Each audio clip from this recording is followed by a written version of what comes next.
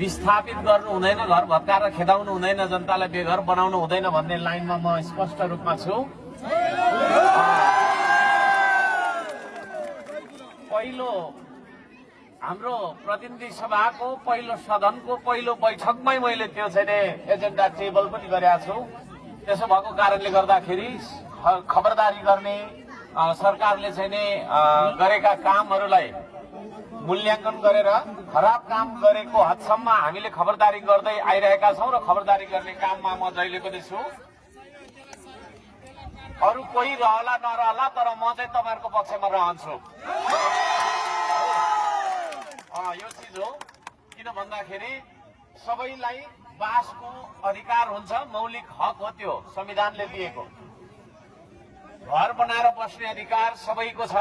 त्यो घरलाई चाहिँ नि एकालासमा आएर राज्यले आतंक फैलाउने हिसाबबाट चाहिँ नि आएर भत्काउनु हुँदैन भन्ने लाइनमा हामी छौँ।